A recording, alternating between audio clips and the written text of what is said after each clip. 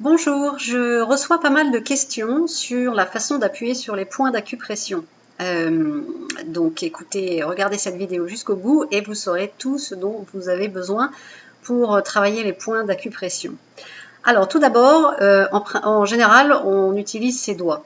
C'est la méthode la plus connue. On peut aussi utiliser son poing, on peut utiliser son coude, on peut aussi carrément marcher sur la personne. Donc ce sont tout ça des formes de shiatsu différentes. Et ça dépend aussi de l'endroit du corps où on appuie. Dans cette vidéo, je vais vous parler des doigts, c'est le plus courant et le plus simple. Alors, quel doigt on utilise? Principalement, on utilise le pouce, l'index, le majeur et parfois l'annulaire. Ça dépend encore une fois de l'endroit où on utilise le poing. Par exemple, les pouces, on va les utiliser ici. Les index, on va les utiliser ici. Les majeurs, on va les utiliser par exemple sur les mâchoires ou bien sur les tempes. Hein, donc ça dépend de l'endroit, ça dépend de l'angle. En général, c'est ça la raison, ça dépend quel est l'angle le plus pratique. Alors, une fois on sait avec quel doigt on va appuyer, ce qui est important, c'est qu'on appuie avec la pulpe du doigt.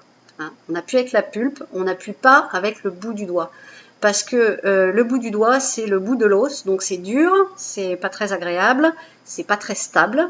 Hein. Quand on appuie avec la pulpe, c'est beaucoup plus stable. En plus, on a les ongles, donc même quand les ongles sont pas très longs, ce qui est mon cas, ça fait mal si on appuie comme ça verticalement.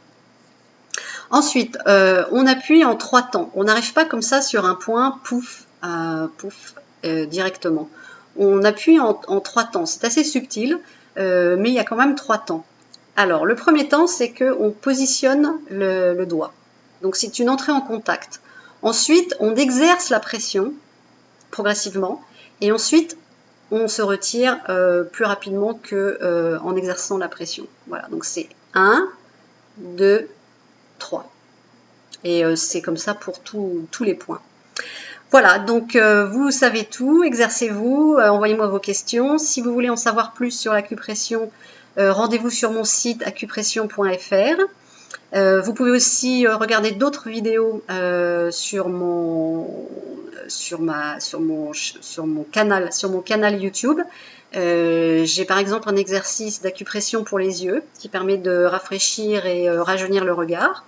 Vous pouvez aussi vous rendre sur Facebook.